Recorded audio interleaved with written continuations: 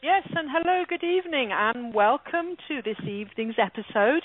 Tonight, our Inflowment show includes a very wonderful group of people and dogs, doglets, also little dogs with big hearts, healing through animal-assisted therapy. And this evening, I've got a very wonderful group of doglets and their humans to share with us their beautiful stories of how they go out and help lots of people and lots of other animals, and how very wonderful animals and humans are. And for me, my word inflowment means living in balanced and harmonious flow with respect for all around you. And this really is the actual real representation of what that means, what these beautiful people and their beautiful dogs do. So I've got three lovely dogs and their humans on this evening. We've got Gizmo again, as we had before. Gizmo is a little dog with a very big heart. In addition to his work supporting pet rescues and many different community organizations, he is also a dedicated therapy dog with Paws for Friendship Incorporated.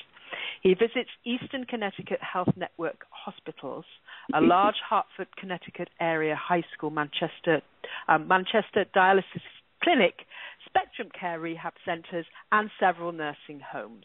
He's all over the place, is our Gizzy. He always has a very, very wonderful motto, because we're friends, because he is friends with everyone, and it's precisely what he does.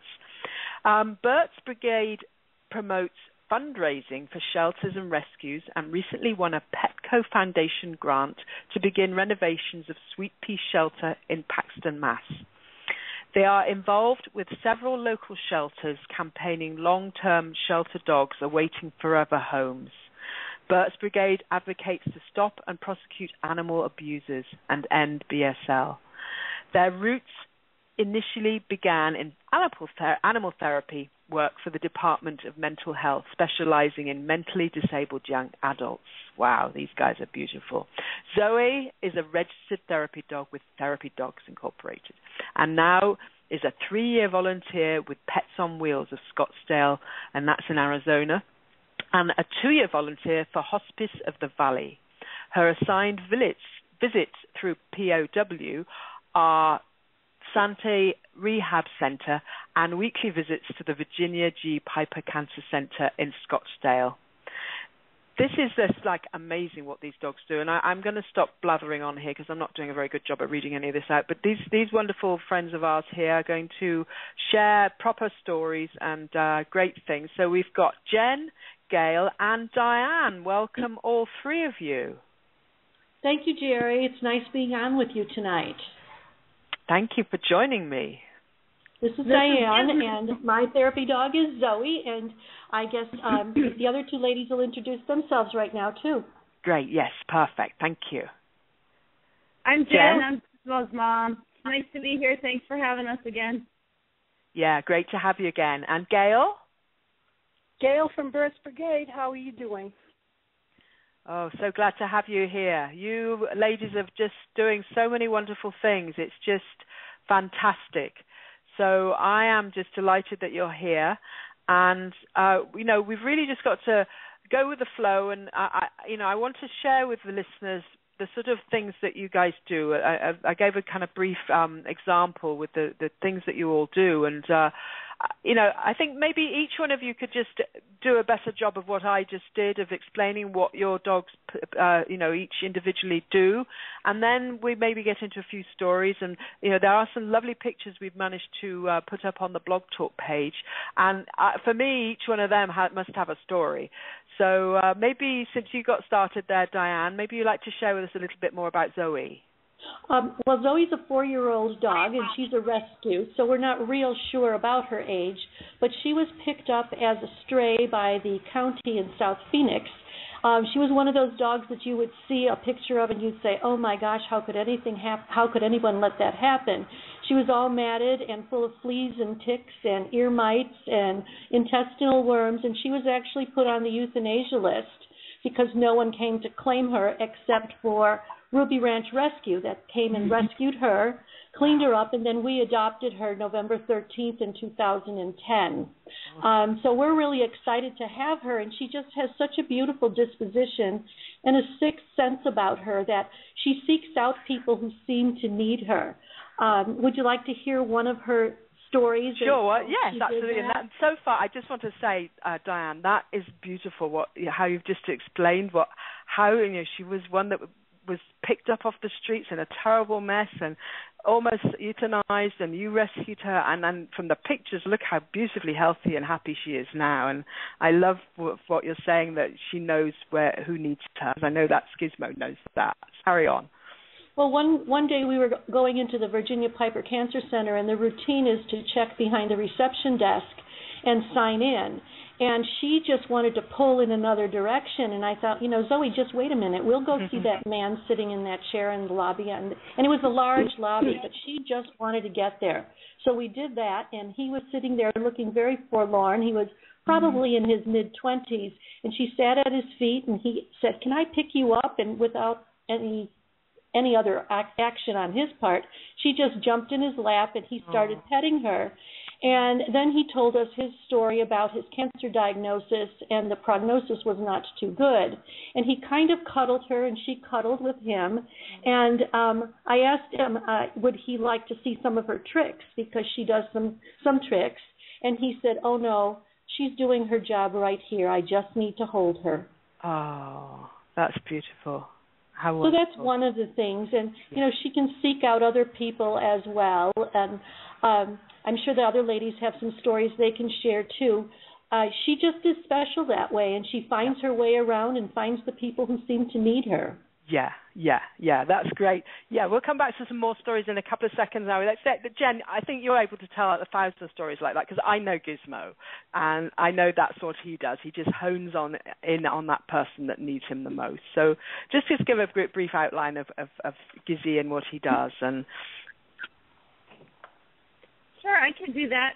My computer just died. Is that going to affect anything? I don't know. No, not at all. You're on the phone. You're fine. Yeah. Okay. So I have to take a little breath, because Zoe's story just kind of made me tear up here. Yeah. Gizmo is he's a little dog with a big heart, and he visits a lot of places around Connecticut, New England, the Northeast. He's gone out to Wisconsin. Regularly, we do visits at some nursing homes, and it's like everything you read, the Eastern, I'm sorry, my computer's freaking out. I don't know what it's doing. Eastern Connecticut Health Network, hospitals, and today we just went to Emeritus to visit. A friend of ours has a mother who's staying there, and asked if we'd go visit her, and then the Emeritus people asked if we'd come back. So I guess that's another place we're visiting. He does Hartford Public Library as their Paws for Read dog, and he's recently named their official canine unit of their security squad at the library. So we're excited about that. And so he has a special gift too, similar to Zoe, in fact, and also Gail's dogs as well. I've met Gail and her dogs, and they're definitely tuned into what's going on around them as well. It's pretty amazing what all of these dogs can do. And actually, Zoe and Gizmo met each other on Facebook and fell in love. So they're boyfriend and girlfriend are Yes, Gizmo is her best boyfriend in the whole world. Oh, what a great couple. They're gorgeous, both of them. Zoe is his excellent girlfriend. And Bert's got a girlfriend, too, and so Gizmo's very careful around that dog because he doesn't want to get ninja kicked. Yeah, so let's hear some about Burt. I love the pictures of Burt, Gail. Tell us about Burt, please. Burt is a Chinese-crested Pomeranian King Cavalier mix up from Illinois. He's in training at this point in time and learning from his brother, Wyatt. He considers himself to be a ninja. He's in quite a bit of trouble in the course of the day. Our start is long ago. He's one of many dogs in the household that act as therapy dogs with the Department of Mental Health and with cancer patients throughout the state here, particularly in hospice residences. He's quite a character. Mm-hmm. You know, I was listening to Gail talk about Burt's breed. A friend dared me to do Zoe's DNA, which I did, and it was only $59. And I figured, you know, I'd spent that on a pair of shoes that didn't quite fit but matched an outfit, so why not? and we found out something kind of interesting, and on your blog, people can see what she looks like. Yes. But she is actually part Poodle, Chihuahua, Dachshund, Westie, Yorkie, American Eskimo, and 10% German Shorthair Pointer. Oh, wow. What a mixture. So she has quite a lineage. My husband calls her a designer street hybrid. She's gorgeous. I love her. I mean, I love the one of her with the shades on. She's hilarious. And she loves to wear clothes, and she loves when people comment on them. And so it's fun to dress her up for certain occasions, like it's Memorial Day this weekend, so we were at the National Cemetery, and they were putting flags on all the graves, so she was wearing her red, white, and blue. It actually was a Wonder Woman costume, but I kind of changed it a little bit and made it her patriotic costume. And maybe she is a little bit of a wonder dog sometimes, but that's Gizmo's claim to fame, Gizzy the Wonder Doglet. She's the Wonder Doglet, but I think all of them are in their own little ways, own special ways and unique ways. And Wonder Doglet's going to be Zoe's last name coming up, I think. Oh. the way things are going, it's going to be Zoe Wonder Doglet. You know, the dress-up thing reminded me of a story. We had a hospice patient who we visited at her home, a private patient. They called us to see if we would do this singular visit because she wanted to see a little white dog before she died, and they said, you're probably only going to go there once.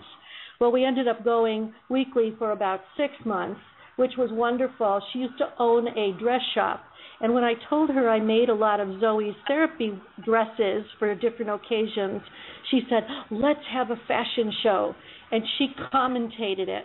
She was 97 years old, and it was just wonderful, but she had one with shamrocks on it. And I said, well, do you know what that one is for? And she said, I don't know, but they used to drink green beer. So she couldn't remember the holiday, St. Patrick's Day, but she did remember the green beer. Lovely. Oh, so I can just feel, I mean, I know Gizmo, but I can just feel the energy from you other two, and the pictures are brilliant. I'm so glad that we put these pictures up because you can just see the energy of these beautiful, the eyes, they just tell everything. And so would you, Diane, would you like to pick out a couple of your favorite Zoe stories of what she's done for people? Well, I think one that I can tell you about is her little friend Annie. Annie's a second grader who was having bad asthma attacks. And I became friends with her mom on Facebook, and she sent me a message and said, can Zoe possibly visit Annie at the hospital, because she was just depressed that she wasn't in school and she was having so many issues. So I dressed Zoe in her little nurse's outfit, and we went to see Annie, and then we saw her a second time and a third time, and she played with Annie in bed, and I think you have one picture of her. I'm just looking at it right now. Yep. And awesome. It was just a great visit because the little girl was just frightened, and it made a big difference for her visit. And when we were leaving on the last time, she said, I wonder if Zoe will ever remember me. So she invited us to her second grade classroom, and we did a presentation on therapy dogs and what they do. And just this past week, I didn't know they did yearbooks in elementary school, but her mom sent me a message, and I just put it on Zoe's Facebook page today, of Zoe jumping through a hula hoop, Annie being the assistant, and so Zoe made her first yearbook page. So that's kind of a fun story. And then another one of Zoe's tricks is that she salutes. And she's trained to sit at attention, give one salute, and then I tell her all the branches of the military, and she salutes each one. So we were at the rehab center, and there are 3 different wings there. And usually she can do a wing and a half, and then she just gets tired, and we have to leave after an hour and a half to 2 hours. But when we were in the lobby, a patient's wife said, gee, can you go and see my husband? And that was not going to be the wing that we were going to, but I said, oh, sure, no problem. So we were on their way there when there was a gentleman sitting in a wheelchair in the doorway of his room, and he had a World II hat on. So as we passed, I said, and Zoe went right up to him. So I thought, oh, I guess we're stopping. So I asked him if, how he served in the military, and he told us he was a paratrooper. And I said, Zoe, you have to sit and salute him. And so she did, and he returned the salute. And then he said, she's supposed to return the salute again. I thought, I don't know if she'll do this. But they went back and forth a couple of times, and then we went on to see the other man, and we went back a few days later, and this was her wing to go in. So we went into this gentleman's room again, and he said, I want her to sit in that chair right there. And I thought it was so he could pet her, and he was in bed. Yeah. And so he said, little soldier, are you listening to me, little soldier? And so she sat, and I said, Zoe, attention. He said, it's time. It's time for you to do your jump, little paratrooper, little soldier. And I'm thinking, oh, my. So he says, okay, at the count of 3. 1, 2, 3, jump. And I said, Zoe, jump, jump. So she jumped off the chair, and she kind of looked at him, and he said, put her back up here. She needs to do it again. So that's kind of a fun story, too. Yeah, brilliant. That's great. Fun. Bless her. Oh, she sounds like a very wonderful character. And that, you can see it in the pictures, and you can just feel the energy just hearing the stories about her. She is definitely one in a million, and that was the job she was here to do, and you guys were meant to meet. So it's beautiful what you're doing. I'm really, really loving that, really loving those stories. So let's just jump real quick. We've got plenty of time here, I think. Let's jump to Jen now and see what's Gizzy been up to lately. Any lately gizmo-ness that's been remarkable? I mean, all of his gizmo-ness is remarkable, but what have you got to share with us right now? Well, we just visited a friend today who, in fact, she found Gizmo on Facebook at Gizmo's Friends, Frens, yes. on Facebook. And, she asked us if we would go to a group home that she works at and do a visit. They live in our town. Of course we went, and we went a couple times, and through the process we sort of befriended this woman. She's a wonderful woman. Her name is Dawn, and we got word last week that Dawn had fallen and broken both her ankles. And this is just a very long recovery because obviously she can't bear weight. She's surgery. Yeah. It's just going to be a long process. So she was in the hospital waiting to be transferred to a rehab center, and then after that had surgery. Well, in the meantime, some of Gizmo's Facebook friends from England flew over and met him and had given us this little, that's Dawn and Faye. Shout out to Dawn and Faye from England. And they had given us this little pad of paper with the British flag on it and a pen that was beaded British flag. And so when we went to see Dawn when she was in the hospital and the fall had just happened, I thought, gee, what can we bring her? And I thought, well, what if I give her this pad of paper and pen from Gizmo's Friends in England, and since Dawn is Gizmo's friend as well, and I'll let her write notes to Gizmo periodically, take pictures of them, and post them on Gizmo's page so that all of our friends around the world could check in on Dawn and see how she's doing and wish her well. So we did that, and so far she's written us one note. She's been transferred to the rehab facility. We went to see her today. She said that she's doing okay. She's waiting to hear when she's going to have her surgery. But she said that the responses from Gizmo's friends on our page wishing her well bring her so much joy that just writing the note made her just giggle, like taking a picture of this little British pad of paper and a pen. Lovely. She said the whole process just brought her joy. So we're just lucky things like that, you know. Yep, that is fantastic. When you can connect people together, and like even if then people that she doesn't even know, just that they're sending her messages via Gizzy's page and everything, and you know, it's just so wonderful that you can bring this sort of healing energy and this kind of moral support, isn't it? Really, So really, and then when we go to visit her, Gizmo is like, first he sees her and he goes into play mode because he knows Dawn now, and he thinks, this is my friend. We're going to play. Yeah. Then he looks at her bandaged feet. She's in 2 casts, obviously. And then he kind of looks at me like, oh, yeah, now I'm working, right, Mom? And he goes to the pictures of it. He'll just go right down, kind of like right where the cast starts, and he'll lay down on the bed and put his little head in one of the casts, and he goes upstairs. We did that today. John said, the healing begins. Yeah, there you go. He'll help her heal. How wonderful. You give me all the tingles with all your lovely stories. That's beautiful. That's really lovely. So let's get a story about Burt. Burt and his ears. Does the ears have any significance, Gail? His ears are fantastic. He gets satellite and cable with them.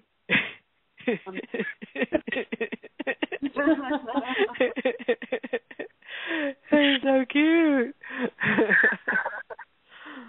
His foundation is starting to be in hospice and end of life care, and many people believe that there is a connection with animals both on the earthly realm and the heaven realm. And many times when we go into a hospice situation, there's quite a bit of sorrow and sadness in the room. And when a therapy dog such as Burt walks into the room, you feel the emotions of the room just lift away. And the people that are sitting around, quote unquote, waiting, suddenly lighten up, and it almost gives the individuals in the room plus the patient an okay to be pleasant and to talk and exchange about everyday life. The biggest thing that we see is the client that is there that has not really moved or spoken to anybody, and the minute a therapy animal such as Burt or Wyatt or Thomas or Abby come into the room, and most times we'll go instinctively up onto the bed and quietly sit, and you'll see that one motion of a hand come out and plant on the top of somebody's head, and the fingers start to twirl the little fuzzy ears, and you actually hear people in the room take that sigh of relief. You know what I mean? Yeah, absolutely. I can just, when you're describing that, I was just picturing the whole thing, and I can't help but be in awe of what you beautiful people do. You give your time to this work, and your animals, you take such beautiful care of your animals, and then they take beautiful care of the people, and you take your time and you spend your weekends and all that sort of thing. And it's just so beautiful to just know that's going on, and it makes you realize how much love is in this world. We see all the bad things, we see the ugly things, we see all the unfortunate, unhappy things, but when you hear stories like this, you just know humanity's beautiful and animals are incredible, and animals teach us. And I'm sure, actually, I'd love to hear what you have got some lovely stories, any of you ladies, about what your animals have taught to you.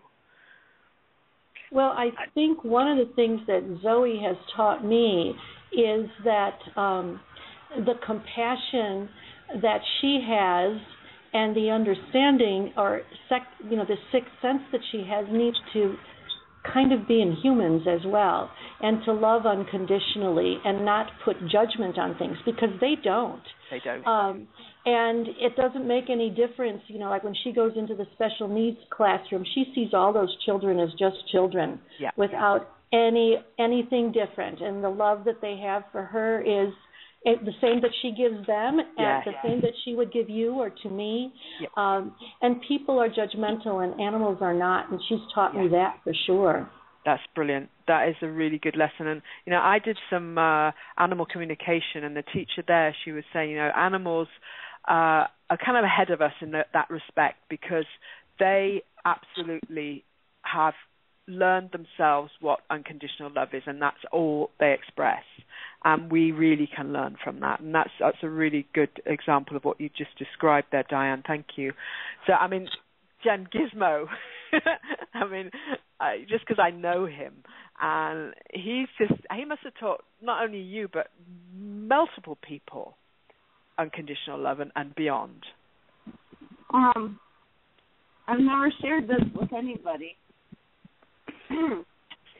But Gizmo came to me at probably the darkest time in my life. I'd just gone through a divorce, and I moved from a big, huge mansion-esque house, driving a Porsche, to a little 600-square-foot apartment. Kind of found myself alone for the first time in 16 years, not sure. You know, I was the one planning the dinner parties and hiring the caterers and busy all the time, just, you know, doing the big life stuff and not sure where to go next. And then I found Gizmo, and wow. I mean, he showed me what's important in life. Yeah. And, because of Gizmo, I'm a different person now than I was 4 years ago, that's for sure. Wow. And, so glad he opened my eyes to like Diane was saying, unconditional love and just living in the moment and appreciating life for what it really is, you know, look around you and see the beauty right now and stop worrying about the dinner party Saturday night that you don't have a dress for yet, you know. Who cares? You know, there's so much love to share. That's what's important. Yeah. And you know, when Gail had mentioned the hospice work, that's the other thing that Gizmo as well as Burt and Zoe have taught me, and I'm sure their pet parents have learned too, is the end of life part of the journey and how that affects family members and affects you. I know some people ask me, well, how can you go and visit hospice patients? How can you visit end-of-the-life people? You know, isn't it just horrible? Well, no, it's not horrible. It's beautiful. We just don't spend enough time teaching people about dying and ending this part of our journey. We do some work with Alzheimer's patients, and it's amazing what Zoe can do just by sitting with them and them responding either verbally or physically, and they haven't done anything in months. And when a family member is there to see that, it's just so touching and so beautiful. So you learn about the different aspects of living and dying, and I think that's important. I really think you're right. It's so important to share that sort of thing with families, and the dogs just, like you said, they're just non-judgmental. Everyone's the same. They love everyone equally. They're just they can teach us so much, and they can give so much. And like the title of this, actually, Jen, I've got to give you credit for that. It's awesome. Little Dogs with Big Hearts, Healing Through Animal-Assisted Therapy. And just think how much healing has come about because of these little dogs, and look how little they are, and talk about big hearts. I mean, they just are just so loving and caring, and wow, animals are just the best thing ever.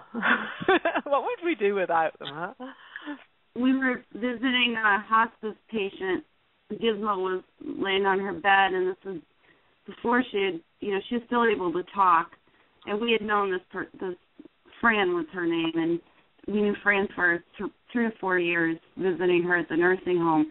And she patted my hand, and she scratched Gizmo's neck, and she said, "You're not going to ask yourself if you made enough. You're going to ask yourself if you loved enough." Well, that's beautiful. Yeah. Yeah, thanks, Jen. Yeah, and what about Gail? Have you got something else to share about Burt? He makes people feel. He has a human name, and because he's a Chinese crested, he wears jeans, he wears a shirt. On special occasions, he wears a bow tie. And when he walks into a room, people don't perceive him as a dog coming into the room. They look and they see him come strolling in. "Hi, my name's Burt." And suddenly things become safe for them. You know, there are many, many misconceptions still out there regarding the treatment and the quality of life of patients with cancer or other critical illnesses. And when an individual gets told that first time they have cancer, there's an incredible amount of fear based around it. They all have had relatives that they had watched go through the journey also, and everybody's journey is different, but the one thing everybody remembers is I'm going to lose my hair, I'm going to get sick, I can't walk, life is going to be done as we know it. And one of the biggest times or anxiety-ridden is that first initial day when they walk into the infusion or chemotherapy room. And, of course, they're walking into an unknown place. They don't know what's going to happen. And to plant the little dog in their arms and say, you can do it, go for it. When they walk in the room with the dog, other patients that are in the room, no matter how ill they look, light up. And there's a safety with having a dog by your side on those first initial visits until you learn to adjust to what your new life is going to be. And we see on a regular basis blood pressures that lower down, IVs that go in much easier. People relax and they're more able to share the stuff that they need to share with their physician. And the guards come down. One of the biggest things that cancer survivors go through is post-traumatic stress syndrome, where they are fully aware of what's going on with themselves, but they are more so and escalated on what their illness is doing to their family. And it almost becomes more overwhelming than the disease itself. Right. So when you go into these areas and you plant Burt or Wyatt or Abby or Thomas into their arms, there's a moment where and walk away, because we do walk away, there's a moment where they can relax. And honestly, you spend so much time saying to people, I'm going to be okay, don't worry, I'm a fighter. Most of the charities for cancer say you got to fight this, you got to beat that. And you take on that persona. But there is that small silent voice in the back of your head that says, but can I really? Am I going to let people down if I don't? And when there's a therapy dog there available, they're able to voice it to the therapy dog. And they're more relaxed with their physician, and they're able to ask the questions that they need to ask instead of keeping them all bottled up because they don't want anybody to think that they're giving up or that they themselves don't believe they're going to have the fight. Do you understand what I'm saying? Yes, that is absolutely amazing. Yes. Yeah. And they're using therapy dogs now here in Arizona. This doesn't deal with Zoe, but it was an article in the paper maybe about a month ago where they brought in therapy dogs in the court system to listen to children who have been abused or neglected, because the children will tell their stories to the dog, but they won't tell it to a human. And I think that's pretty amazing, too. That's brilliant.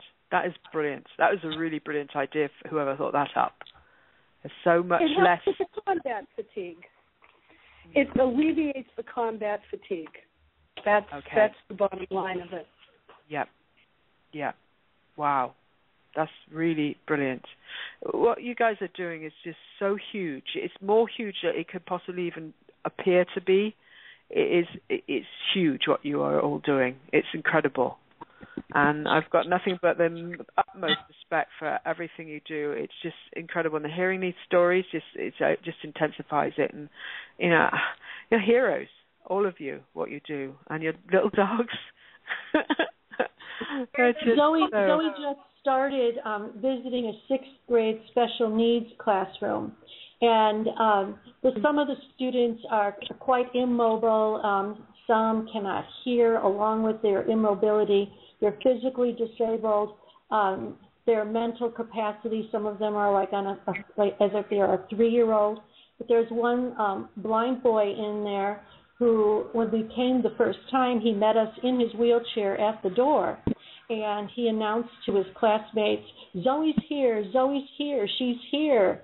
Wow. And I thought, wow, how did he even, but the teacher had put a picture of her on the smart board, which is a big whiteboard for those people who aren't in education, and it's just it projects the screen from the TV and from the computer. And although he couldn't see it, he told us exactly what was on there. And then he said, I'd like to see her now. And I thought, I'm not quite sure what he meant, so I was holding her. And with one hand, he pulled on one ear, and then his hand just kind of felt her head. And then slowly he took his other hand, and he felt her whole face, her eyes. And she actually closed her eyes while he was doing that. He felt her mouth, opened her mouth, then went down to her front legs and her paws. And then he looked up and he said, she is so pretty. I thought, oh, my. You know, and sometimes you just want to cry. Well, dogs going into classrooms, therapy dogs, they give the student identity. Particularly the student that is not the most popular or is having issues with their own self-esteem. And there's nothing like seeing a dog walk into a classroom and actually pick that student out and go over and go, hi, my name's Burt, who are you? With no judgment. There's so much going on these days with bullying and all of that agenda that goes with them, that when a dog walks into, be it a regular classroom or a special education classroom, where everybody identifies. And for a student to sit there who doesn't get a whole lot of acknowledgement on a daily basis, so to speak, to have the puppy on their lap, the dog acknowledges them, and then everybody else around acknowledges also, be it whether they come over to engage with the dog and then they engage with the individual that's holding the dog. Uh-oh, everybody went quiet. Oh, you know, that's so true. I'm thinking about that sixth grade classroom again. One of the things Zoe likes to do is she jumps on an exercise ball, and I'm trying to teach her to ride on this so she could do it at the rehab center. And she's somewhat successful, but in this classroom they had one that looked sort of like a bean instead of just round, and she saw it, and she just jumped on it and started going on it. I guess there was enough flexibility on it where she didn't lose her balance, and the kids started to clap, and she kind of rolled over to one young man, and he picked her up, and he put her back down on it, and then she rolled to somebody else. I mean, it was amazing, and I thought, gee, I didn't know she could do that. But they really enjoy seeing her and working with her, and she enjoys being there, too. She sounds like she enjoys everything. Pretty much she does. She has 3 different therapy vests for depending on where she's going and what she's doing with what organization. And then she's got her little dress-up things, too. And I think she sort of knows which vest is which. Okay. I'm not quite sure if she does, but I think she does. Yeah. Gizmo works at a high school as well. He goes every other day, coming in, I shouldn't say that, to a high school in the Hartford area. And he's become he's been incorporated sort of into the daily routine, and even the kids will say, Miss, it's like normal. We have a dog here. How did that happen? Why is it normal to have a dog in our classroom? And he knows the students by name. Like if I say, Gizmo, go say hello to Johnny, Gizmo will walk right up to Johnny and sit right at his feet. There was one time when I took Zoe to a Read 180 classroom at the high school that I used to teach at, and it's a freshman class, and it's kind of a tough group that are, they don't really want to be in that class, but they have to, and their reading does improve. And she was there visiting for the day, going from table to table, and the kids were playing with her, doing things, and then there was one young man who normally does not interact with anybody, and he just took a liking to her, and she took a liking to him as well. So he was holding her and having her do tricks, and then we went around, and then he called us over and said, can Zoe help me with this? And I said, sure. And he said, I really want to tell her something. I said, well, what do you want to tell her? He said, well, she's a therapy dog, right? And I said, yes. He said, so that means she helps, right? And I said, yes. He said, see those kids over there? She needs to come more often because they need lots of therapy. And you have to laugh. I'm not quite sure what he meant, but I said, well, we may be back again. So sweet. Well, she certainly does help. There's no doubt about that. You can see it. She's there all about helping, so that's really brilliant. And I think some of the things that these dogs do, like Burt and Gizmo on Facebook, has also made a difference for so many people.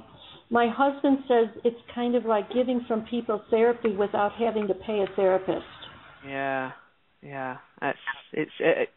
Just to see what's going on is amazing. To read the stories, to see what's going on, the pictures, all of that interaction is so good for everyone. And to see that there is so much love in the world. When you see all the horrible things, and then you see all these things that you guys are doing, it just can't do anything except make people feel good. Yeah. Our original animal was a goat. A goat? A goat? That's how we started. Was a goat. In a residential setting for special needs adults that were being moved out of the state facilities into home environments. And many of these individuals did not have any type of skills relating to animals. So initially, we started with a goat that stayed out in a barn and eventually moved his way into the front yard and then got a leash and went out for ice cream.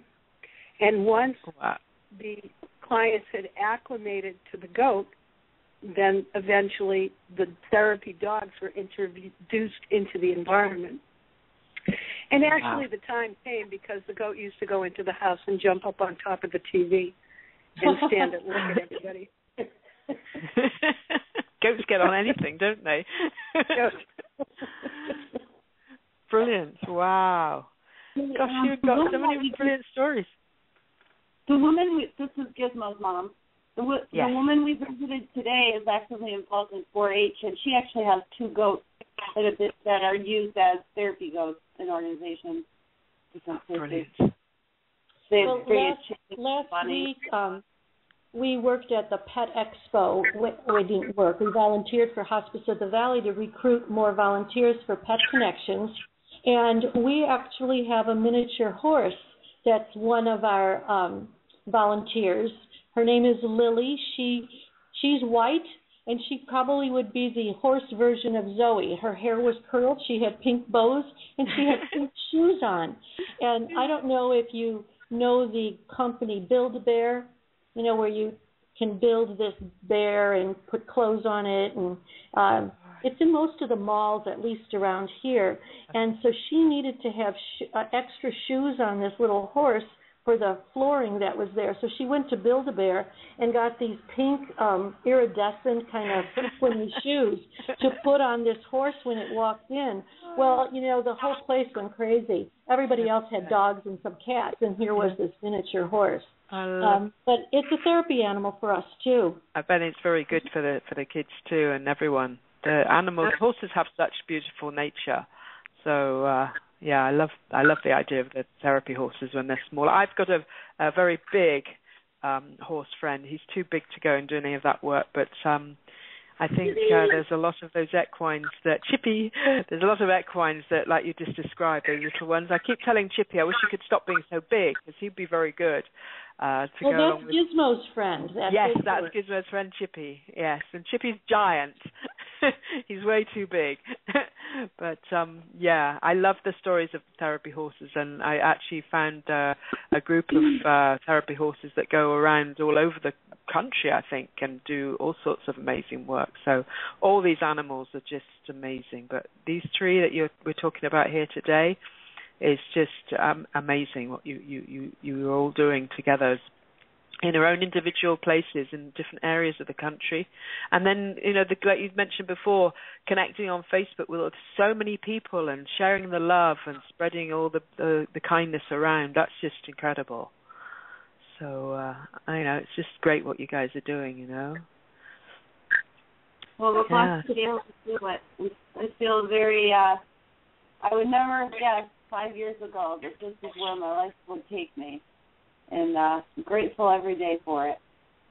Yeah, well, you're certainly doing just amazing work. So, really grateful to you all just for doing that and coming and sharing us. And actually, we've got a caller here. So I'd like to bring in our first caller, and it's one of your areas, Jen. It's an 860 area. Okay. And here we go. We're going to bring this one in. Hello. Hello, welcome. Hi, this is Alex. I'm calling from Vernon, Connecticut. Hi, Hello, Alex. well, thanks. Hi, Jen. Hi, everybody. Glad to be with you tonight. Hi. Alex. Well, we have my wife and I, Lori, are both friends of Gizmo's, and we have had a personal experience with Gizmo and our granddaughter, who has ADHD and also behavioral issues. He came over and visited with us one evening, and it was quite an event. My granddaughter was quite taken by him, and when Gizmo left, she was quite upset and asked that he returned. And I believe he did. Jen, correct me if I'm wrong. I think you did come back later on that night. I think we did. Yeah, and it was a great help. She has 2 dogs of her own who she really doesn't pay any attention to, and our dog as well, who she used to love and still does on occasion. But Gizmo, there was an air that Gizmo actually exudes, and it really calmed her down, and we were quite grateful for it, and it was quite a difference. So, from a personal experience, we know that the animals do wonderful things. And that was another case, I think, where Gizmo he knows you and Lori very well, Alex, and he usually gets the Morphees and the Spinnies. Yes. When he sees you, but I remember that night. Did she sit on the floor by the Christmas tree, and Gizmo just walked right up and sat right down right next to her, didn't he? Yes, that was it. Like, he knew that he was there to see her. And he had never met her before. We've been over to your place many times where he knows he's just going to go play with Lori and Alex. But that night, he knew he was there to see your granddaughter. It was really something. And the thing about it is, we've seen him without his vest, his therapy dog vest, and then we see him with his therapy dog vest, and his whole demeanor changes. He knows when that vest goes on that he's going to work. That particular night, he did not have his vest, but he knew what he had to do. Yeah, he knew there was a job to do. He went to work. Yes, he did. Nate, he did a wonderful job. I'm sorry? He said he went to work naked. Isn't there laws against that? Yeah. Yeah, you can put it that way. We were, I guess at one point they were trying to put together a documentary on Gizmo, and we were hoping that this was going to take place because we wanted to give back too, and I was hoping to do it because I was going to do the voiceover on it, and unfortunately that has gone by the wayside. And if anybody's listening out there and is thinking about doing anything like this, it'd be great to get a hold of me, and this is a pro bono type offer.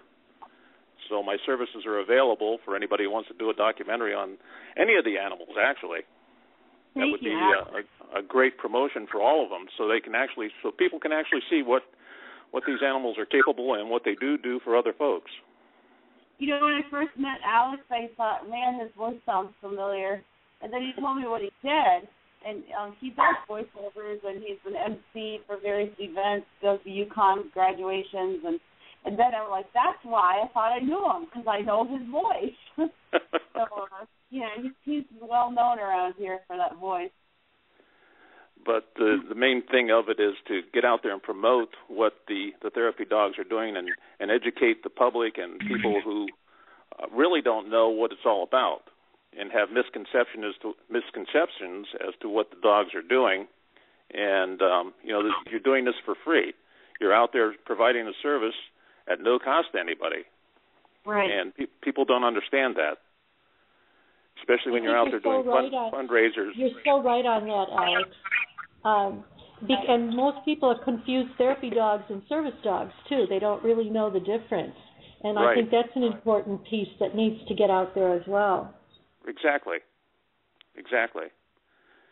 And, unfortunately, we've heard things from folks who don't understand, perhaps don't want to understand, and are looking at it at a negative aspect, that somebody's out there for personal gain.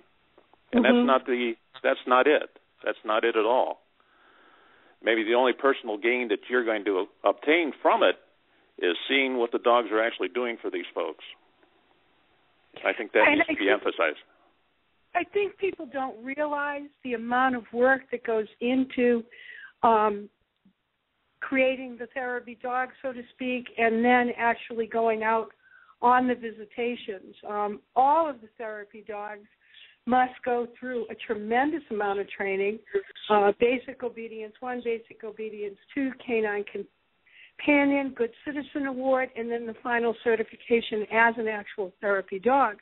And then prior to the visit, they need to be completely well-groomed, bathed up, nails clipped, in good health. So it's quite a preparation to just do, particularly if you're going into a hospital situation, quite a preparation for these dogs to undergo in order to become a therapeutic animal. And the dog also has to want to do it. We all agree, and I'm a big supporter of it, that when they're not in therapy mode, they are dogs. They go out, they play, they run, they roll, they do all the things that dogs are supposed to do. And there's many times you'll get a dog that just doesn't want to do it. You can, put it through all the training you want, and there are many dogs that, quote unquote, fail at it just because they just don't want to do it. So a therapy dog usually has the desire to accomplish the task to begin with. And people, filthy dog coming into the building and allergies and all of this stuff. We, as their trainers and owners and parents, go through a great deal to make sure that nothing is out of line when we walk through the door. And the rules and restrictions and everything that goes along with it, right down to the type of leash they're wearing, the type of vest they're wearing. So it is sad when people, don't acknowledge them as a therapeutic animal and just look at them as just some dog off the street. I've had my therapy dogs be in the middle of parades or crowds and sat down to just take a break and looked around to find that they're sitting with an elderly woman, or they've just on their own perceived that this individual needed someone to sit next to them. And that is a dog park. So you go and find people dog park. Instead of playing with other dogs, he sits next to people. They're like, how did he know I had a hard day today? Right. Even we were at an event 2 weeks ago. It was pouring sweat, rain, freezing. I wanted nothing better than to get in the car and go home.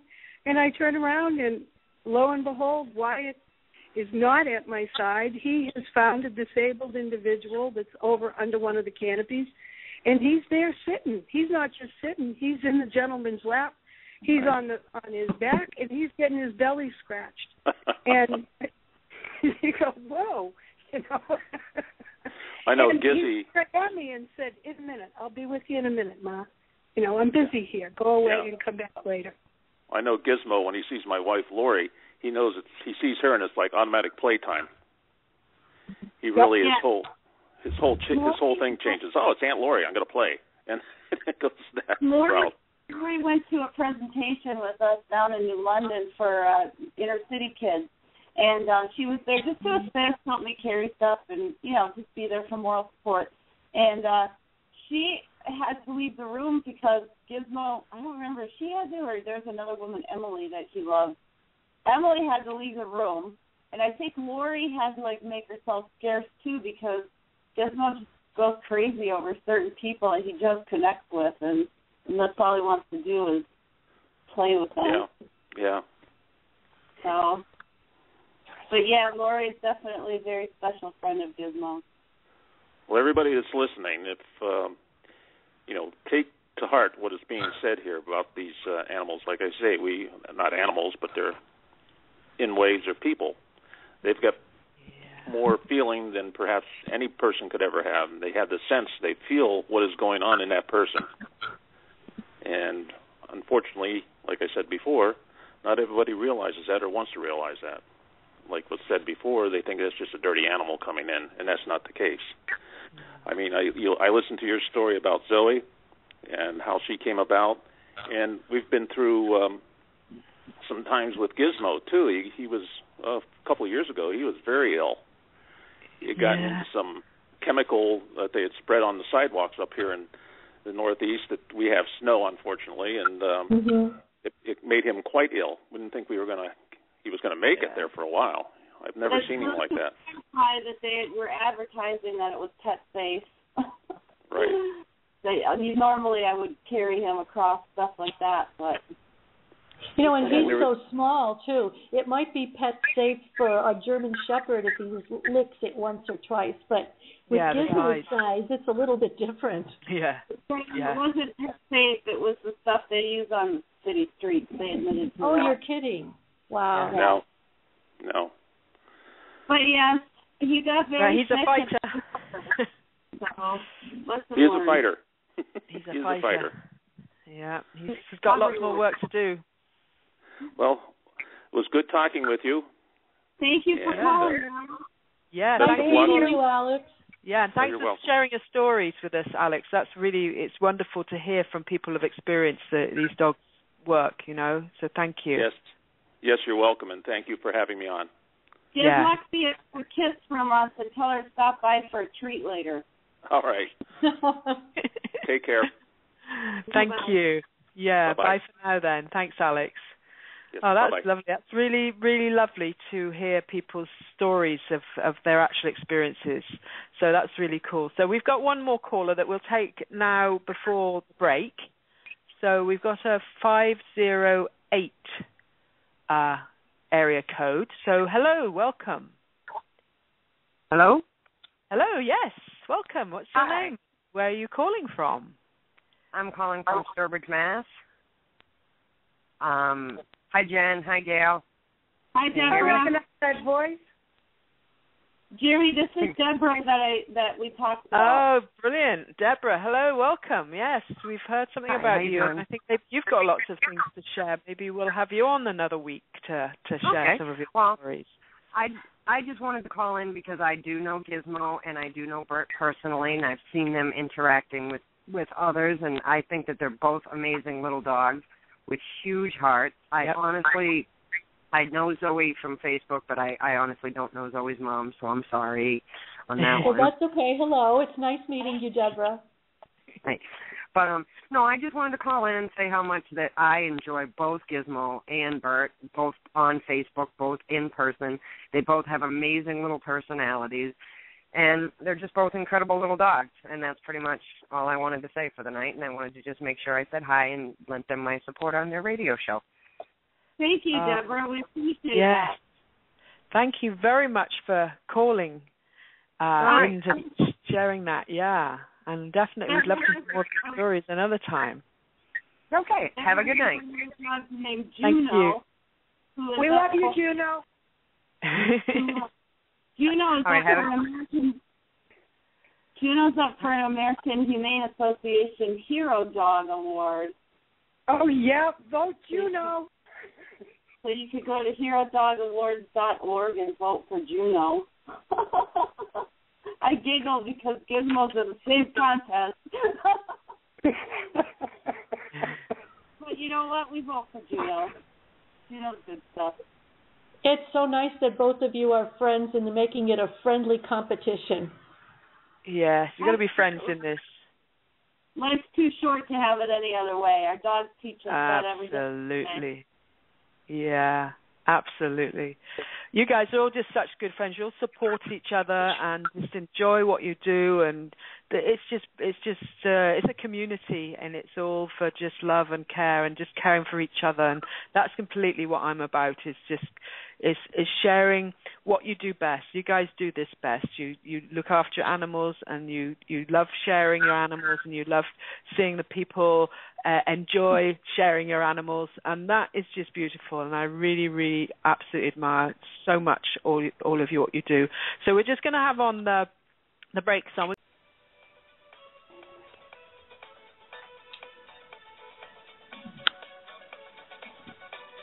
Join us on Just Us Radio Network for our shows INFLOWMENT, Unity in Community, Numbers in Time, The Indigenous People's Voice, One Point of View, Walking the Talk with Kurt, and the People's Round Table.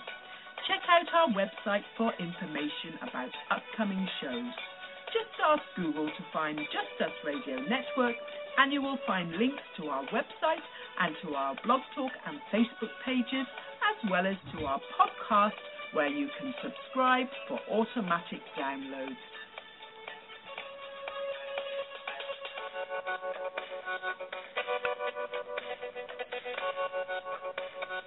And welcome back. So here we are with our 3 wonderful humans and 3 wonderful doglets. And we're going to just have Diane share a couple more stories about Zoe, as Diane has to leave us in another few minutes. So, Diane, just share with us a couple more of your stories. I'd love to hear a little bit more about Zoe. Thank you, Jerry. One of them deals with the library. She became a tail-wagging tutor, is what they call them, at the Mustang Library. It's part of the Scottsdale Library System. And on our first visit, this little girl came up to us, and she's a first grader. And she said, "Can I just play with your dog?" And I said, "Oh, no, you can't unless you read her a book." She said, "Well, I don't really like to read." And I said, "Well, maybe you'll like it better if you read to Zoe." And so she went and got a book, and she read it to her, and she actually was a pretty good reader for a first grader. And her mom was sitting in another part of the library, and she came over and said, "Catherine, how did that go?" And she says, "Well, it went fine, Mommy." And she says, "Well, I didn't think you liked to read." And she says, "Well, if we had a dog, now listen, Mommy, if we had a dog like Zoe, I would be a better reader, and I would like to read. We need to get a dog." There's a little girl who's going to manipulate things, right? Awesome. I bet Zoe enjoyed it being read to as well. Oh, she does. Yeah. You know, she just lays there. The kids kind of pet her, and sometimes she falls asleep, and they say, "But she's sleeping." I said, "Well, it's because you're doing such a good job that she's doing that." I'm trying to figure out why can I tell them she's asleep? But she gets relaxed with them, and they get relaxed, and they do a much better job reading. And some of them are really quite animated in their projection of their stories, and they point to the pictures, and she looks in the book like she understands, and I'm sure she understands some of it, but she likes the attention that she's getting and that they're giving her, and she's giving them as well. Fantastic. And then another story, and this one has kind of a spiritual side to it. It dealt with a patient who was a trach patient, and he was in a rehab center. And Zoe was kind of afraid of him because he was speaking through a voice box. And he actually took off his oxygen for a while, and he held her in his lap, and then she kind of cuddled with him. And we called him Mr. W. His last name was Wagner. And just a gentle, gentle man. And she just loved him, and she knew which room he was in. And we would go a couple of times a week to see just him. And then we saw other patients, too. But on I think it was our 4th visit, his daughter was sitting in the lobby, and she was it looked like a very serious situation. And she said, "Oh, bring Zoe over here." And I said, "Oh, is everything okay?" And she says, "We're putting my dad on hospice today." And I said, "Oh, I'm really sorry." And she says, "Please do go and visit him." I said, "Oh, we certainly will." And so we did our other rounds, and we ended with his room. And the door was open, but the curtain was drawn, and Zoe knew which room was his, and she just kind of went under there, and I saw all these feet standing there. Well, Mrs. Wagner was sitting with her husband, they were holding hands. The minister was there. The whole family was there, and they were standing around in prayer. And I went, oh, man. So I pulled Zoe back, and all of a sudden I heard his daughter say, no, Dad saw Zoe, let her in. And so we came in, and he put his hands to his brow, which was his way of saluting her, and she sat down and she gave him a salute. And then she looked around at everybody, and then she was just learning how to say her prayers, where she crosses her front paws. And I said, Zoe, can you lay down and can you pray? And she kind of looked around, and the minister had his prayer book or Bible, and she crossed her paws and put her head down, and everybody clapped. It was kind of like, oh, that's quite not the response we wanted, but it broke the tension in the room. So we got to visit him a few more times, and then there was a cart outside of his room and a whiteboard, and there were treats and juice and things on there, and it said, going home for Grandpa, and people had written messages on there. And we went in to see him, and his daughter said, please sign that from Zoe and put a little paw print on it. So we did. And then she met us a little bit later, and she said, I don't think it's going to be too much longer for my dad. And I said, oh, I'm really sorry. And we chatted a bit. And that was on a Tuesday. And we went back on Friday. But on Friday, we went right past his room, and the cart was gone. The room was empty. And I wondered if he had passed the night before. And here's the spiritual part. I don't know if you believe in angels or not, but I certainly do. On Thursday, at about 1 o'clock in the morning, Zoe sleeps with us, and she sleeps in bed between my husband and myself. And all of a sudden, she sat up in bed, and I could feel her because she's always right up against my side. And she started, like, playing on the bed and jumped off and picked up her toy and ran through the house. And I thought, what in the world is going on? We have a doggy door, and she ran through the doggy door, went outside, and was looking up like at this tree and squeaking her toy and squeaking her toy. And then she came back in the house and looked at me, dropped the toy, like, Mom, didn't you see it? And we both went back to bed. And I thought, I wonder if he passed at this time. So when we went back, because of the HIPAA laws, they can't tell you too much. But I went into the admin section, and I said, I noticed that Mr. W is not here. And she said, yes, he passed. And I said, I know you can't tell me too much, but can you tell me, was it Thursday at about 1:40? And she said, well, it was Thursday. And I do think he came to visit her one last time and play. And then the family followed her on Facebook because we were putting little, Zoe moments is what we call them. And first it was just the daughter, then it was the other daughter and the son, and then it was the granddaughter who lived in the Midwest, and then it was the minister and his wife. So we were actually invited to go to his memorial service. And I didn't take Zoe because it was in a church and I didn't really know if I should take her. But we went to the reception afterwards, and I only met his wife the one time, and she was sitting with the daughter behind one of the daughters behind her and the granddaughter. And I went up to her and I said, I extended my sympathies, and she said, you're Zoe's mom. I can't tell you how much your visit meant to my husband and to our whole family. And she hugged me, and then her granddaughter said, it was so important for me because I didn't live here, and I put it all in a special scrapbook, and I put all the pictures and all the messages you sent. Please go look at it before you leave. And there was a scrapbook with all their personal things in a whole section just about Zoe. Oh, how wonderful. So that's the story I want to leave you with before I leave tonight. And thank you for allowing me to be with you and your listeners, and as well as Gail and Jen and Burt and Gizmo. And I hope you have the rest of the show is wonderful for all of you. Well, thank you. And thank you so much for sharing so many wonderful stories. And thank you to Zoe. And I'm sure we'll get you guys on again sometime because it's just it's a beautiful thing that you do. So thank you very much for doing what you do and being who you are. Well, thank you, and good night, ladies. Yes, good night for good now, night, then. Diane. Night, Diane. Thank you. Night, Diane. Great. Well, that's lovely. So, yeah. So all we need to do now is to get some more stories from Jen and from Gail. But meanwhile, we do have another caller, so I think maybe we should take that caller in now. So we have area code 603. So we're going to bring 603 on. Hello and welcome. Hello. Hello, welcome. Who have we got calling? This is Michelle from New Hampshire. Hi, Michelle. Welcome. Hi, I just wanted to say hi to Jen and Gail. I was able to meet Gizmo for my birthday this year. It was a dream come true to me. And Jen is a wonderful person, beautiful both inside and out. And I just wanted to say thank them for letting me spend my birthday with them.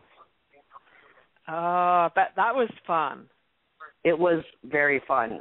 Gizmo and Cooper are just the sweetest, most lovable animals. Yes. So what did you do for your birthday? What did Gizzy and Scooter do? Sorry, Cooper. They had a birthday party, what they call the birthday party. Yeah, we got a pizza, and they had birthday hats, and took a bunch of pictures, and went to his favorite park, and took a walk. It was beautiful. They showed me his assisted living place that they went to, so it was fun. Oh, that's great. How lovely. Yeah, Gizzy's always up for a few fun times and sharing his friends and everything around. So that was great. Yeah. And I follow Burt. I follow Burt's page. Oh, and someday I'd love to meet Burt someday and see his little ninja chicks. Ninja Burt. Yeah, Ninja Burt. I love it. But I just wanted to say hi and God bless you all for everything you do.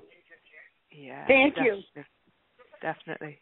Well, thank you for calling, Jen. Michelle. Good night. Good night. Well, thank you for calling, Michelle. Appreciate it. Thank you for sharing. Thank you so much. Yeah. Bye for now, then. I'm sorry. I've been trying to talk, and everyone's cutting me off. I had my mute button on. I was wondering what's happened to you that you were so quiet. I was like, where did Jen go? Yeah, I was wondering that. Where did Jen go? But hi, so have Jen. you got anything to tell us about what that day was like when Michelle came for her birthday? Well, we got a message on Gizmo's Friends Facebook page, and it was from Michelle. She said, and I wasn't too sure who Michelle was. She said she was a follower of Gizmo, and her birthday was coming up. And I said, oh, happy almost birthday. She said, well, I for my birthday, I want to meet Gizmo. And I thought, wow, that's incredible. So they drove all the way. I said I'd meet them halfway, but they drove all the way down to Connecticut from New Hampshire, and we had a great time. We went to Gizmo's excellent pet supply store, which is Pet Supplies Plus in Manchester, and I'd like to shout out to them, and bought some treats, and then we went to a little pizza place and grabbed a pizza and sat in a nice, Jerry, you've been to that park, and sat at the park and had a little party. So we went for a nice little walk, and we got to know our friends. It was nice. Happy birthday. It was very nice. Definitely. I hope to come down again. Well, we'd love to have you. You brought us a lot of joy that day. Thank you for that. You brought a lot of joy to me as well.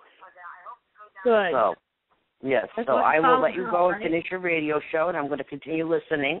But have a wonderful night, and I will see you guys on Facebook. Okay. Sorry for the mute button. Oh, no problem. At least you got back before Michelle went. So thank you, Michelle, again. Thanks for calling. That was really brilliant. Alrighty. Thank you. Yeah. Good night. Bye for now, then. Yeah, good night. Good night. That was great. I'm glad you managed to unmute yourself then, Jen. I was thinking you must have gone on a little trip there. Yeah, I think I muted it during the music, during the break, and then I just forgot to unmute it. Yeah. And, it happens to me sometimes. I'm chatting away, and everybody's wondering why I'm not saying anything. I'm chatting away, and nobody can hear me, and somehow I get chopped off on Skype, and I have to reconnect.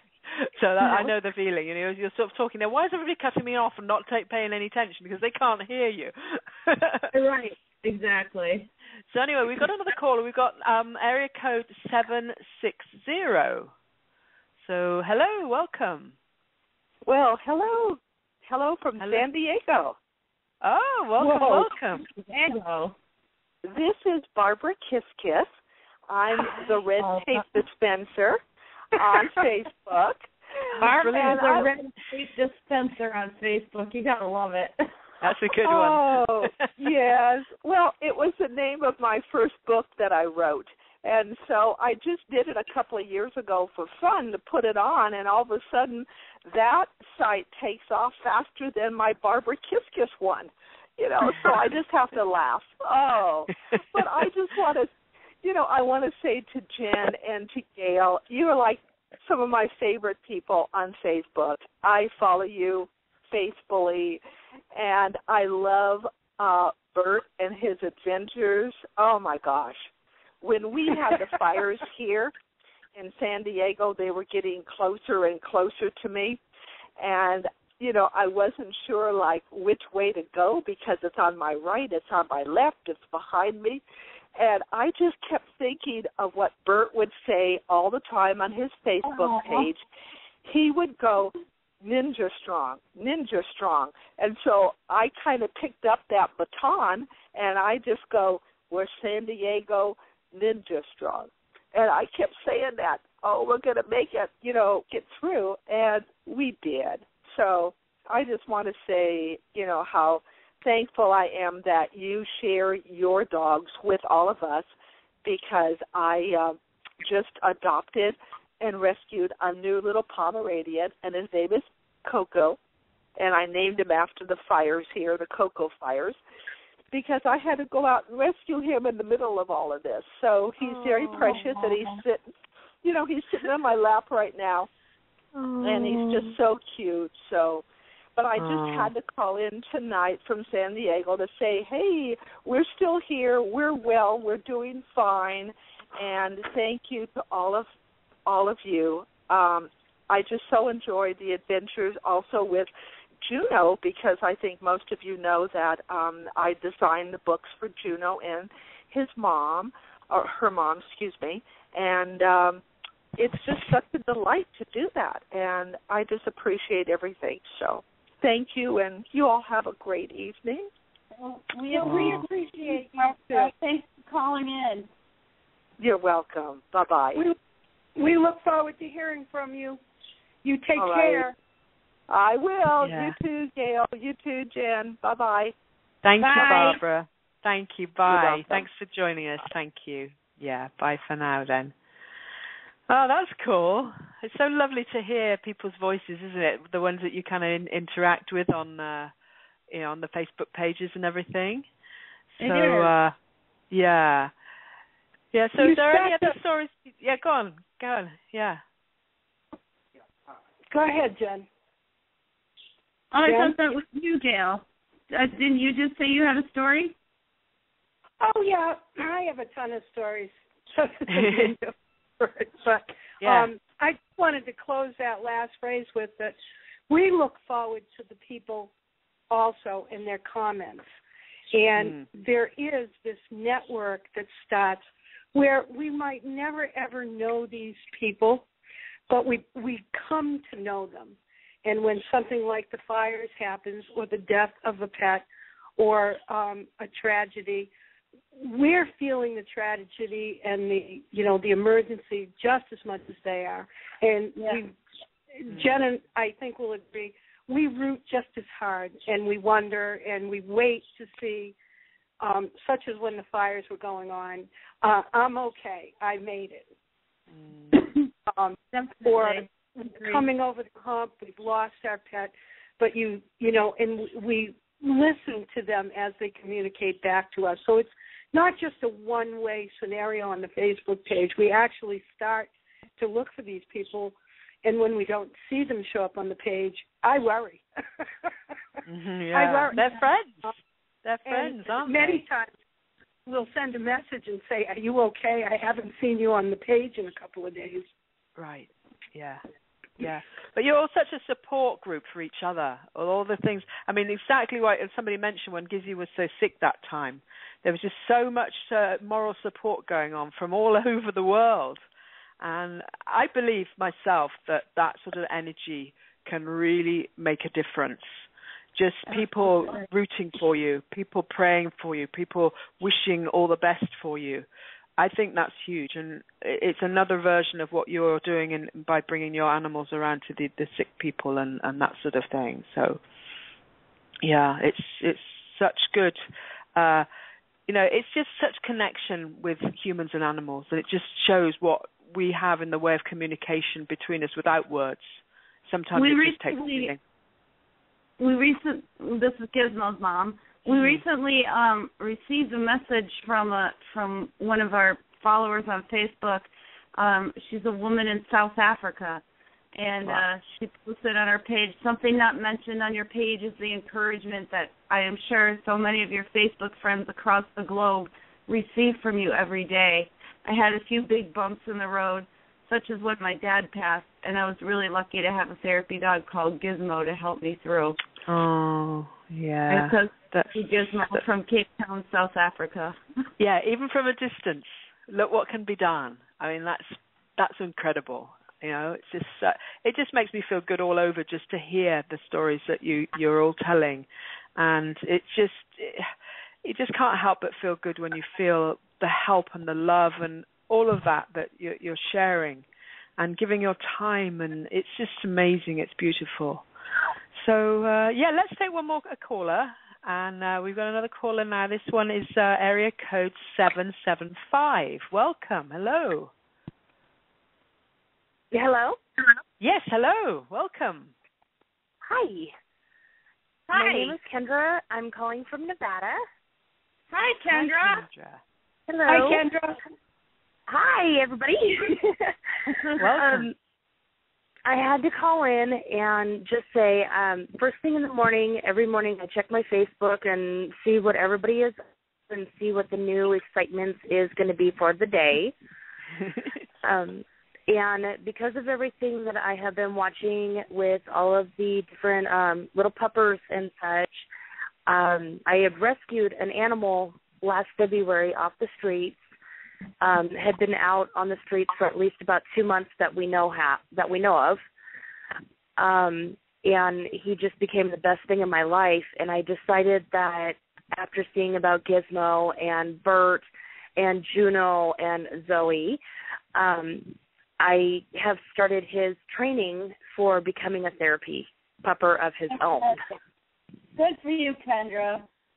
You go, girl. Thank you. Thank you. I'm really interactive with the Auxiliary and American Legion, so we are actually going to train and start visiting at the VA hospital and such along the way. So you guys have become a very big part of our lives, and I just wanted to call and thank all of you. Kendra, you're amazing. You take that little baby and share in with the world. That's what I'm trying to follow in your guys' paw steps. So. You know what? They're all our own paw steps. We just do it together. You've paved the road for all of us, and it's an amazing inspiration to see everything that you guys do. And I definitely have to say thank you to Gizmo and his mommy for the March of Dimes. The march, my son was actually on the vest. So it's a double... I love all of you, but I have a special place in my heart with Gizmo right now after he marched with my son's name on there. So the story behind that is Gizmo actually had his own fundraising page for the March of Dimes, March for Babies. And and so we had offered for people to share babies that they know in the past or present who suffer from prematurity or infant illness. Excuse me, and to share their names, and we wrote all the names on Gizmo's vest that he walked in that day at the March of Dimes, March for Babies. So Kendra shared with us her baby's name and definitely put it on his vest that day. We walked with him in our hearts and prayers, in our prayers and thoughts. Fantastic. It was an amazing sight seeing this little vest and him walking and such. And I am so glad that you are doing so much better after your little spill also. Oh, yeah, and then I was standing on a curb after the 3-mile walk, and I fell off a bright yellow curb. I just did. But we're doing better now. Thank you for calling, Kendra, and thank you for sharing. You guys kind words. Thank you for letting me speak with everybody. Others have paved the way for us, so kind of a pot forward kind of deal, you know. Yeah. Turn around and pave the road for the next person. So it's great to have you on the road with us. Yes, ma'am. Brilliant. Thank you all. And thank you, ma'am, for letting me call in and speak with everybody. Oh, you're welcome. Thank you so much for sharing, and thank you so much for letting us know that you've been inspired by these wonderful women. And, keep the ball rolling, You're like Jen just said, keep paving the road for everyone. And the more we can all come out there and be inspired by others and actually take action like you are, you're an inspiration too. So you go for it. Thank you. Thank you. Thank you, ladies. Thank you. Yeah. Have a good evening. Thank you so much. You too. Thanks for calling. Bye-bye. Yeah. Okay, bye. Bye-bye. Bye. Wow, look what you guys are doing, Look what you're doing. You're inspiring so many, and you're just continuing on. There's a story about Gizmo at the library, and Diane was talking so much about her library experience, and just kind of sparked. Want to hear that one? Yes, I'd love to hear that one. Yes, go on. Well, it's gonna be Gail's turn after this. Yeah. We were at Hartford Public Library where Gizmo is their Paws to Read dog, and Gizmo was he cuddles right up into the child's lap, or if the child wants him to sit next to them, he'll sit next to them. But in this case, Gizmo was crawled right into the little boy's lap, and the little boy opened the book and read the title nice and clear and loud, and Gizmo was sitting there with his little chin on his knee looking up at him, and he just read the story with all his might in his little heart. And we usually don't have anyone watching us because it's supposed to be a moment with the child is reading to the dog with no judgment. And so there's usually not a parent or a relative there to correct the words or say, no, you skip the page. It's just the child reading with no interference. And so this mom really wanted to stay and watch. And so, well, you can't say no to a mom. So she was sitting there watching, and she was stone quiet the whole time. And all of a sudden I heard a sniffle. And I looked over, and she's got tears streaming down her face. And I thought, wow. So the little boy finished the book, and the mom just was in, she finally shared with me. She said she had never heard her boy read out loud. That when they had their first read aloud session at school, he got hollered at because the teacher said he didn't practice his words. And ever since then, he would never read out loud. And so this was the first time that she had heard her child read from a book out loud. And that is beautiful. And then she asked, of course, he could take a picture, and took his little picture and found her some tissues and sent her on her way. You're making me need tissues now with that. That's lovely. I just love that sort of story, that they can make such a difference. And I do remember the one where the little chap that you had in one of your classes, and he wrote a rap about Gizmo, and he could normally never write more than 2 or 3 words together. The next thing he'd written a whole rap. And that was amazing. Write. He just refused to write. Right. Yeah, he never would put have much together. Outbursts in order to avoid writing. And that day he begged me all day, Miss, I want to write a poem about Gizmo. And I just ignored him. Until the end of the day, he finally said it. He's pounded his fist on the desk, and he screamed, I want to write about Gizmo. And I said, oh, you want to write about Gizmo? Go ahead. There's a computer. And he wrote this really cute little rap beat about Gizmo. And it was really good, actually. It was really good. Very inspirational. So, Gail, have you got something else you want to add before we take the next caller? Because we've had you kind of quieten down for a little bit, and I know Bert's lots of brilliant stories. Bert's amazing. Well, I think we've talked a lot about that the therapy dogs go into sad scenarios.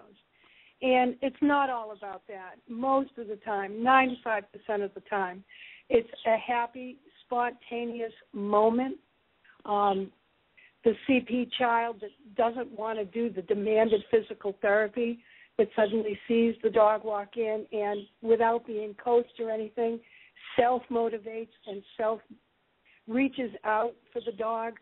It's the individual that's then coming out of a coma that spontaneously reaches their hand out to pat the dog. So many occasions the dog has been asked to come in on what would seem to be a sad scenario. And for anybody that's getting ready to do therapy with their animal, it's not about that. It's about the happy times that we see, the joy in the family that's surrounding the individual also that we brought the therapy dog in for. There's just such, people say, oh, it must be a chore to go and you're giving up your time. No, there's a little bit of self-fulfillment there as you stand there and see something accomplished that wouldn't normally be accomplished. And that myself is what I embrace, is those happy times. I look forward to that. On one occasion, Wyatt does go into schools during exam time and the day before the Christmas break, and Burt goes also, because there are many that don't idolize the Christmas time period. And on one occasion, Wyatt disappeared down the hallway. Burt was sitting with a group of students. They were making cookies. And I walked down the hallway into a room, and there was Wyatt. They had put him in a chair with rolly wheels, and everybody in the class was dancing the Macarena with Wyatt on the chair, spinning with them. And he was just sitting there. If he could have picked up his legs to do the swing, he would have. He would have. So there's a amount of joy that you see. Even though we're asked to come in because someone might be getting ready to cross over or someone is failing to thrive in their therapy or medical environment, and then you walk in and there's just this amount of joy that encompasses the whole room, not just the client, the dog, the family, the therapists that are standing there, and many private, personal accomplishments where you do overhear them say something that's concerning them to the dog that you're then able to share with the nurses or medical specialists that improves the treatment of the life. I had said before that we see on a regular basis and we ask on certain clients that a blood pressure be taken or a pulse rate because we want these hospitals and these therapeutic environments to see, because if they don't see the definitive, being the medical world that they are, they don't believe. So when you say to them, look, the blood pressure is down, the oxygen level has raised, the IV was easier to insert, there's a certain amount of joy there. It's an accomplishment for the dog and for the program all in itself. Yeah. I'm done. Yeah. Thank you. No, that was wonderful. That's so heartening to hear what a huge difference just the presence of the dogs can do. I mean, it's amazing, and I fully can appreciate all of that because I know what animals do. I mean, I work around horses all the time, and I feel the love all the time. But I know dogs really have something exceptional to share. So thank you for sharing that. And to not hold somebody up any longer, I have got another caller here on the board. That's area code 270. Hello and welcome. Hello. Hello. Hello. I am a big fan of Zoe and Gizmo and Burt. I just wanted to tell you that I love the work they do. I love reading your stories on Facebook, and I'm a big cheerleader for you, and so is my little Ralphie and LB and Lizzie. I breed them to them. And my Lizzie and my... And what's their mommy's name? Joanne. Joanne. That's important too. We'll remember the dogs and forget ourselves. Yeah. To my knowledge, we don't have any formal therapy dog training here for animals, but I used to care for people out at the nursing home, and I would take Lizzie and Ralphie in because they're the best behaved. And it is truly fascinating. The staff perks up, the people perk up, and Ralphie's so small, he's like Gizmo, that they think he's still a puppy.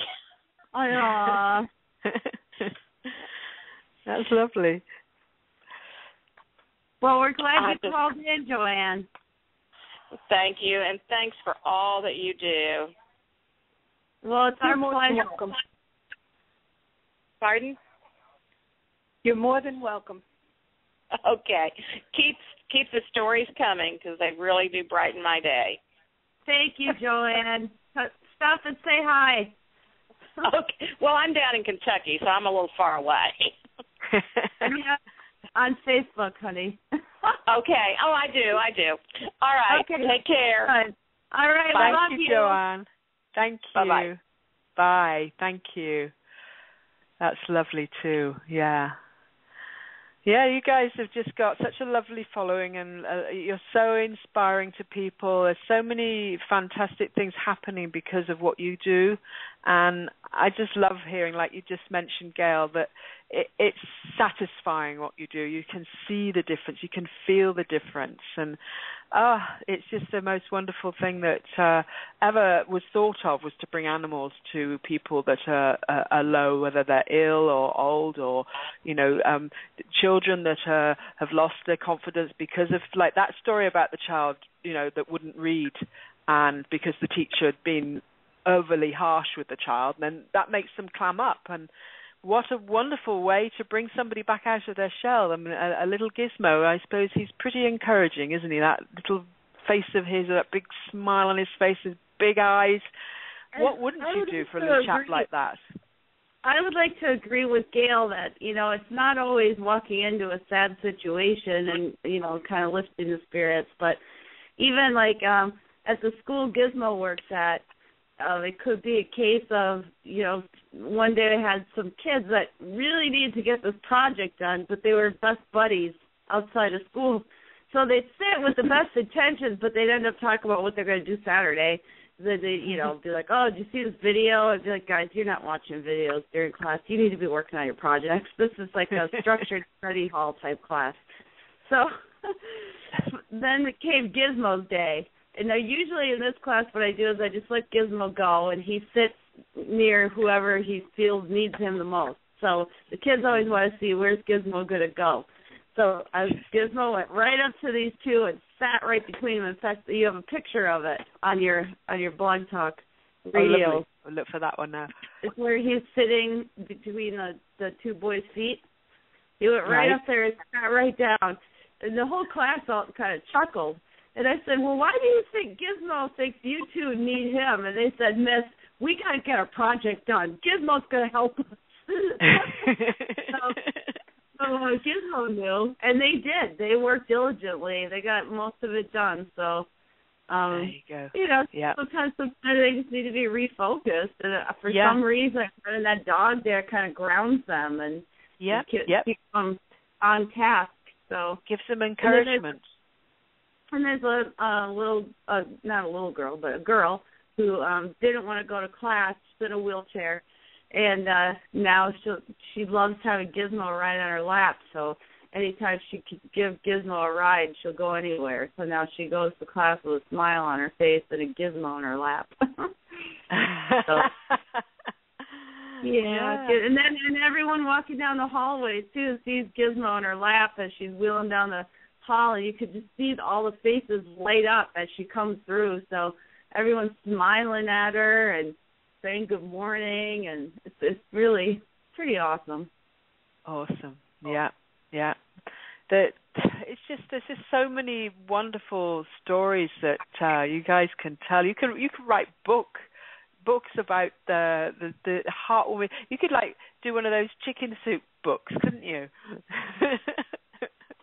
We could. And all the heartening stories that it just gives you faith again in humanity and animals. I suppose they've never been anything other than unconditional love. But when you see people like you, Jen, and you, Gail, and Diane, going around giving your time to helping others, by bringing your wonderful little four-legged friends with you.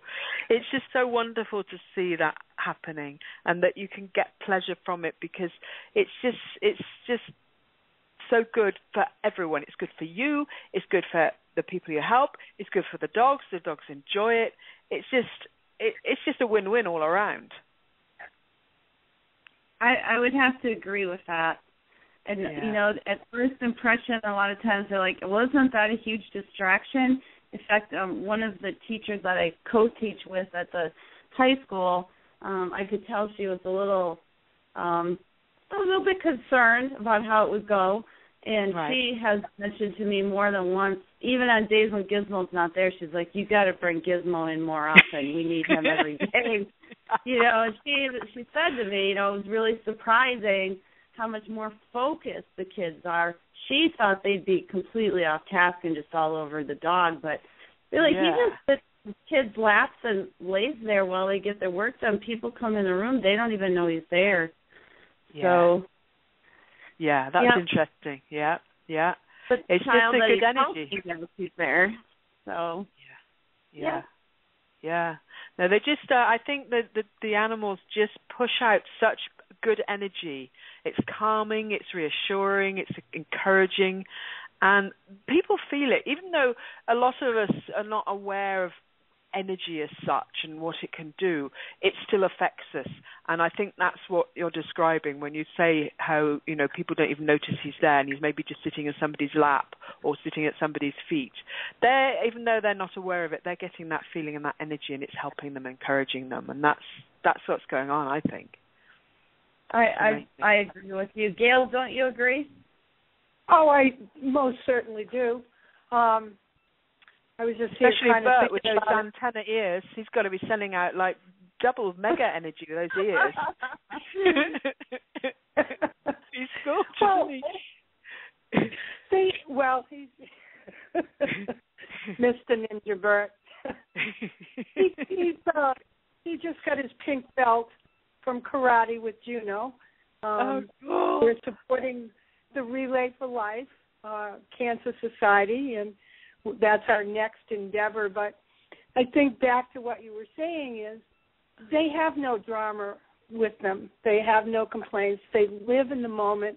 People know they live in the moment, and it's not about forgiving or forgetting. They're just there. They just walk in the room and they're there, you know, and that's all that they were meant to do, and maybe we should take some more lessons from them with regard to it.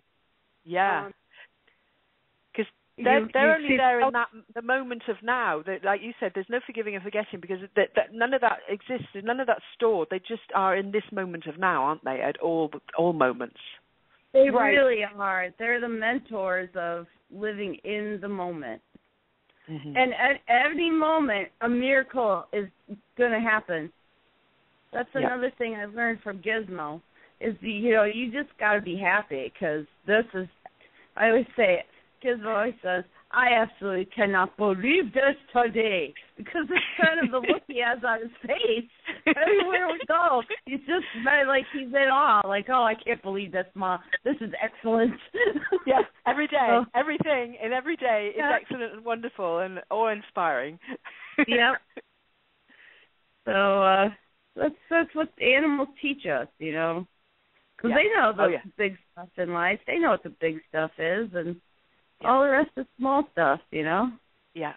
And it's like you've always both have all pointed out, these dogs know which is the most important thing they need to focus on. They know the person that needs them the most. They can pick them out just like a mile away and just zone in on them and say, hey, this person needs me right now. Definitely.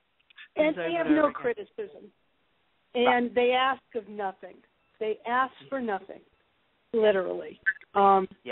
When you walk into a nursing home and they jump up onto a bed and you see the senior citizen that has pretty much just given up, and they just suddenly raise their head up, and you see the twinkle show up in the eye, and you see the twinkle go into the dog's eye, and you wonder what they're talking about, so to speak. Yeah.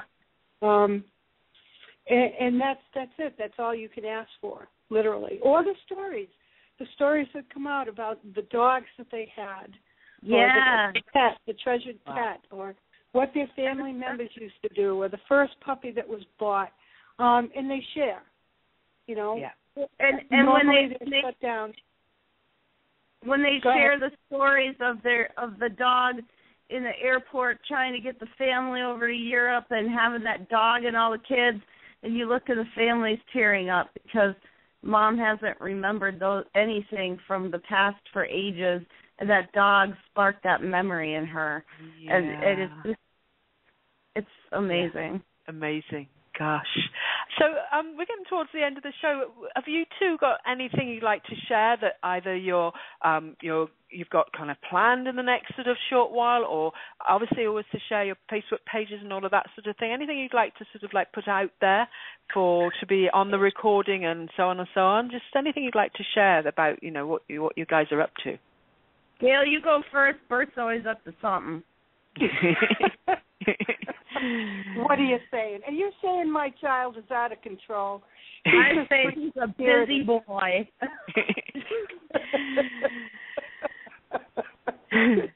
He is just creatively mischievous. That's what it is. But we have, again, as I said before, at this point in time, we have the Life is Better Together mouse pads that are being sold on the pages of both myself and Juno Plays to benefit the Relay for Life American Cancer Society.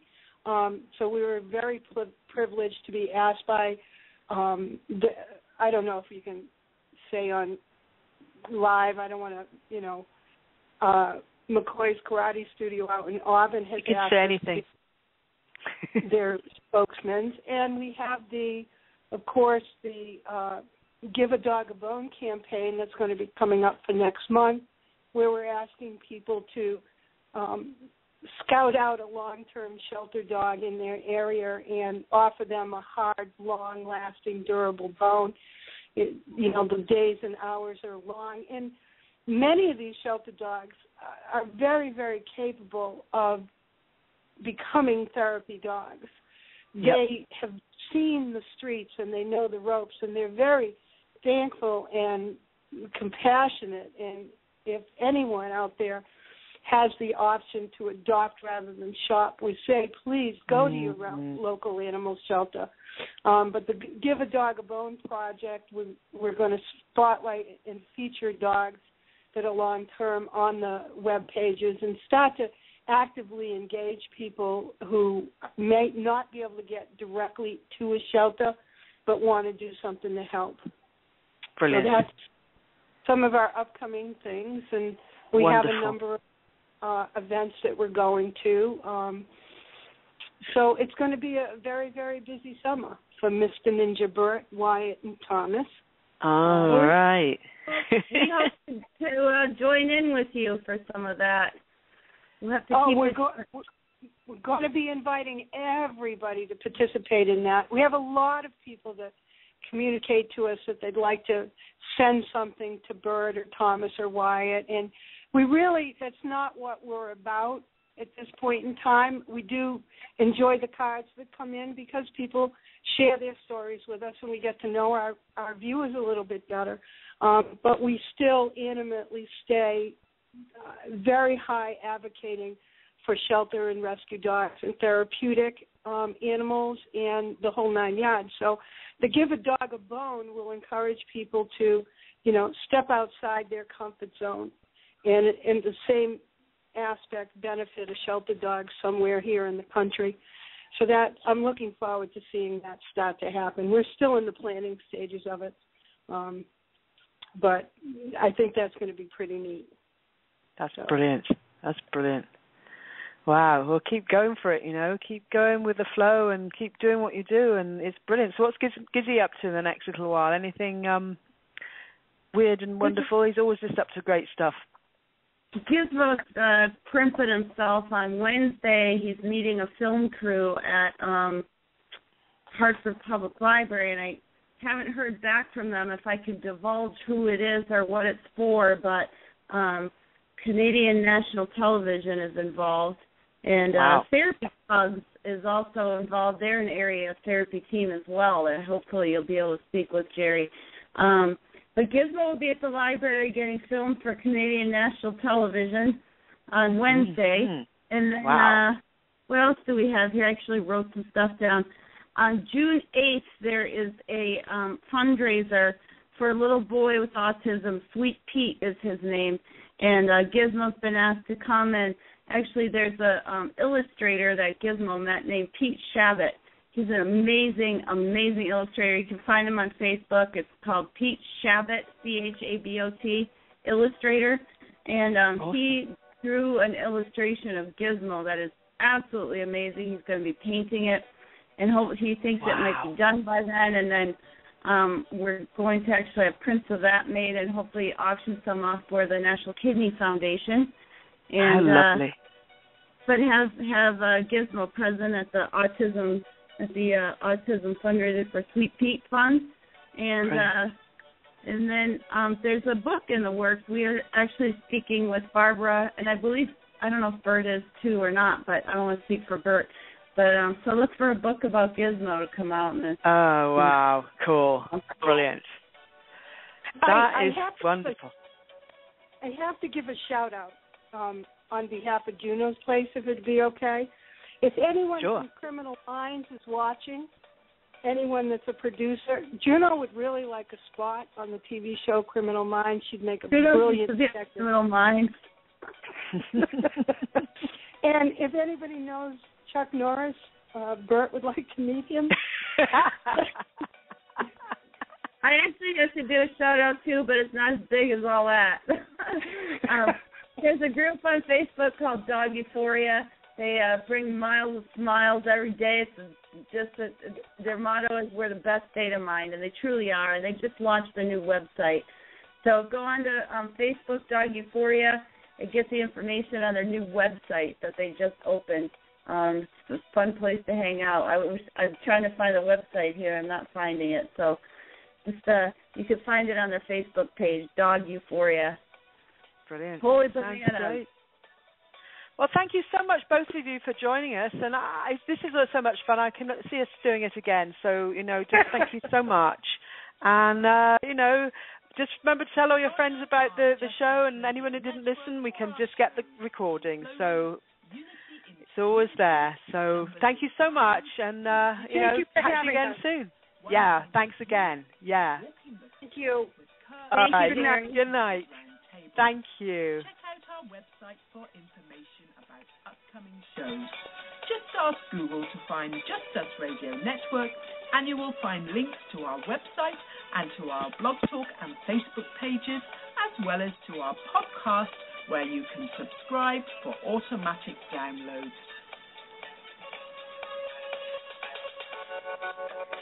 Well, thank you everyone for joining us, and good night, and join us again on Just Us Radio Network.